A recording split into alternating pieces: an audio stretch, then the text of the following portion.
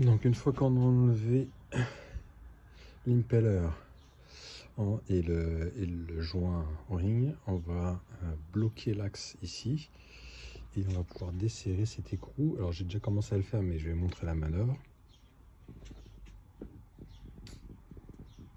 Du moins je vais essayer. On bloque avec un tournevis plat ou autre la rotation et on va tourner avec la clé de 13, sens anti-horaire, et c'est parti. Voilà. J'ai déjà débloqué. Une fois qu'on a débloqué, on va pouvoir déposer la poulie. Attention, il y a une rondelle et une deuxième rondelle. Ensuite, on a deux écrous de 13. Pareil, il y en a un dessous, pardon, deux boulons de 13 parce que c'est les têtes qu'on a là, de ce côté-là. Maintenant qu'ils sont débloqués, on va pouvoir désassembler la pompe de son support. Ça me permettra moi de donner un petit coup de peinture neuve une fois que j'aurai dérouillé tout ça. Une fois qu'on a enlevé les deux boulons de 13, on peut séparer la pompe de son support. Voilà, donc ça c'est fait. Une fois qu'on a fait ça, ici on a un circlip extérieur, donc on va utiliser une pince à circlip. Voilà, donc alors une seulement, je pense pas que je vais y arriver facilement. J'arrive à l'attraper mais pas à la sortir, donc je vais faire sans la caméra. J'ai réussi à taper le circlip. Voilà, on serre, on le dépose. Ensuite, on a le joint qui est ici, qu'il va falloir enlever. Donc j'ai une petite griffe, donc je vais enlever avec la petite griffe. Sinon, il y a la technique avec deux vis ou des choses comme ça. Attention, une fois qu'on fait ça, c'est destructeur. Donc il y a le joint qui est là, il y a un autre, il y a un entretoise en dessous. On va tout enlever parce qu'on peut l'enlever de cet état-là. Ça permet quand on va chasser l'axe là de pas tout casser parce que ces pièces en plastique sont très fragiles. Voilà. Ah, il va décaler le joint torique à deux lèvres. Est-ce que j'arrive à le soulever?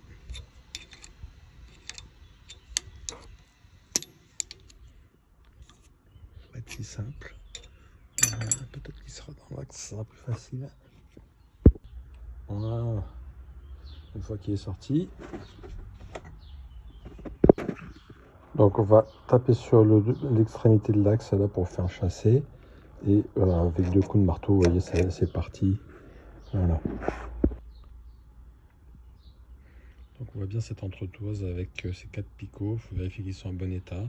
Sinon, il ne faut pas hésiter à la remplacer. Elle vaut 2 ou 3 euros chez Yanmar. Bon, après avoir nettoyé les corps gras, mes deux roulements ont l'air pas en si mauvais état que ça. Celui-là est bien oxydé sur la surface externe.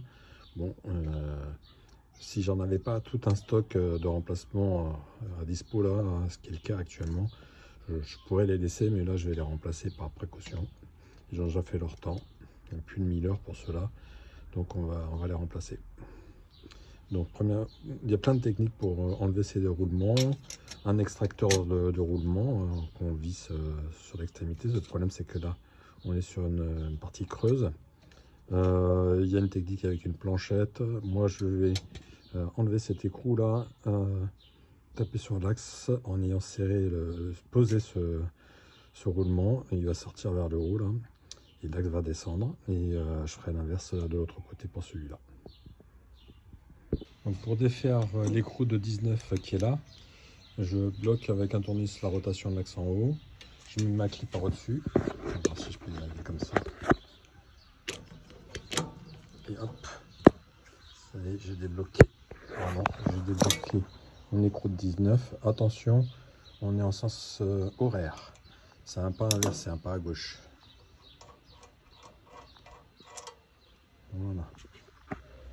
Donc là, j'ai juste posé le roulement sur mon étau. Hein, donc il est supporté des deux côtés.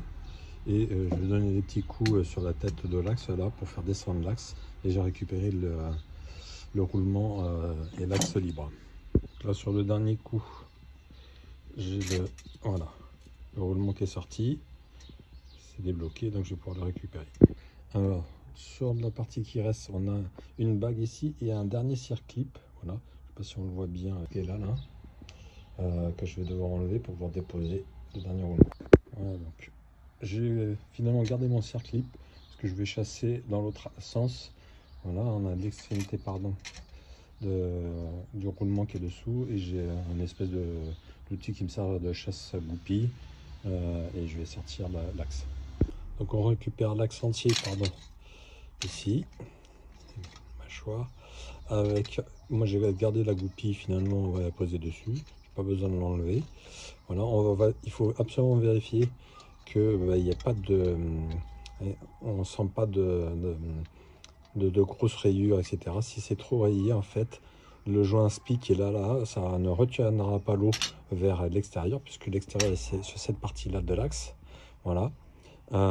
Et si cette partie-là, c'est la partie intérieure qui est dans le rouet, l'impeller.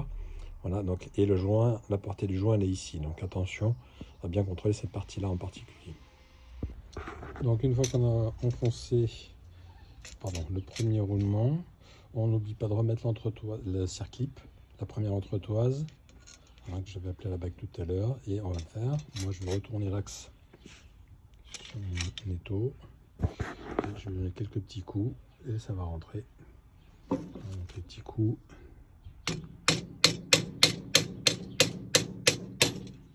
Donc on va remettre l'écrou de 19. Attention, et ça a toujours le pas inversé, hein, on le serre bien. Toujours la même technique, on va bloquer l'axe en dessous là, ici, et serrer pour au-dessus. On va remonter l'axe. On n'oublie pas de remettre l'entretoise, les picots vers l'intérieur de la pompe. Voilà, on se débrouille bien et on va rentrer en tapant un peu avec le marteau sur l'extrémité de la pompe, le temps de faire entrer ce roulement dans sa portée, et ce sera parfait. Voilà, tranquillement, il va descendre.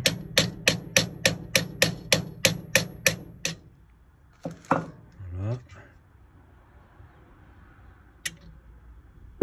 On le fait descendre jusqu'à ce qu'on puisse insérer le circlip qui va à l'extérieur. Hein. Il faut descendre un petit peu. On se retrouve à une butée de toute façon, donc c'est pas très grave. On peut y aller. Voilà, ça y est, j'ai atteint, je vois moi la gorge ici du circlip qui va aller là.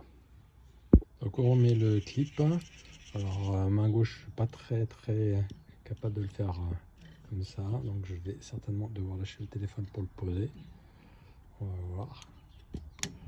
Voilà. Et on descend bien le circlip jusque la gorge, on doit en prendre un petit clic, hein, quand il s'insère dans la gorge, de sorte à ce que l'axe ne puisse pas sortir tout seul. Ensuite on remonte le corps de pompe sur son support. Moi je vais le faire temporairement parce que je dois mettre un peu de peinture, là j'ai pas la bombe sous la main. Et donc on revisse les deux boulons de 13, enfin tête de 13 direct dans l'axe. On fait attention à la position de la pompe, hein, parce qu'elle peut se mettre dans l'autre sens. Ça change pas grand chose sauf pour la tension de la courroie de l'autre côté, et ça peut être un problème. Donc bien vérifier le sens de montage d'origine. Voilà.